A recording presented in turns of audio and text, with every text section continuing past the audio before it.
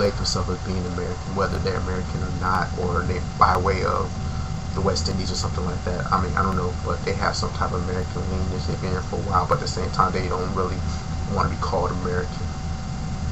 I mean, that's from what I've seen from people. And you also have various organizations that are called so-called pro-black, Afrocentric, or whatever.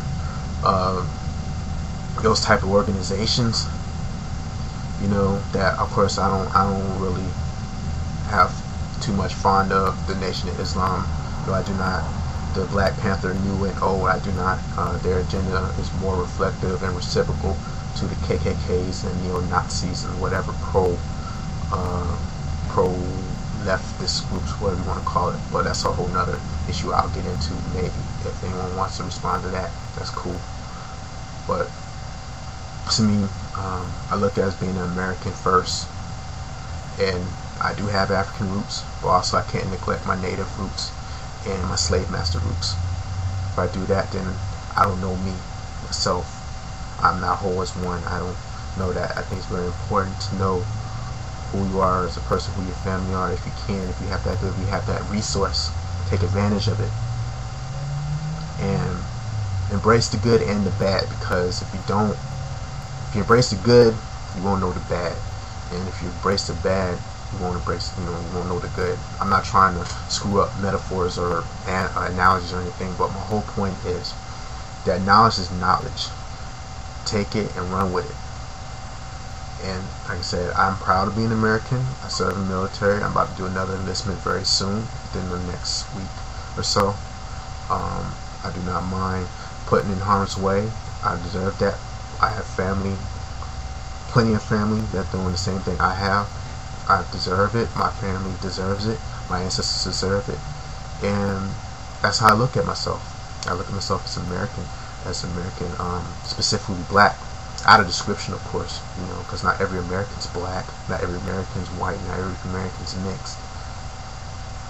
And close out here. Basically, I don't like the little racial description thing. You know how you fill out them forms, college application, job application, whatever. It does bother me, and I never saw the particular reason why it comes about. Some people have negative connotations, talking about to keep track of people and this and that.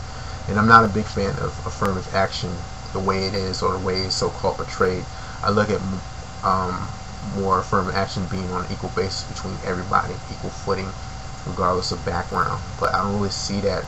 You see other people that benefit from it, or that use a certain status to benefit from it for a while.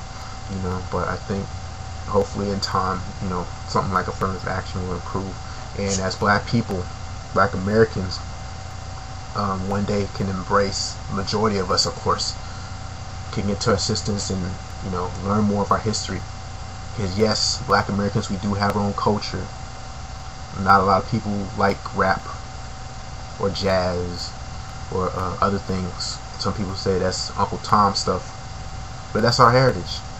You embrace it whether you like it or not. You gotta know it. And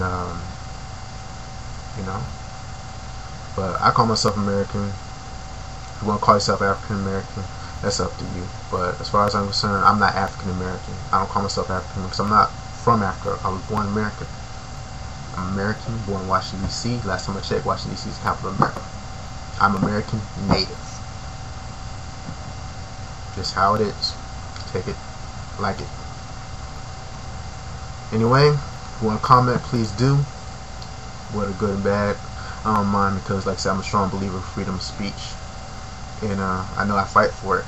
And hopefully, whether you agree with me or not, that doesn't really matter. But anyway, have a good one.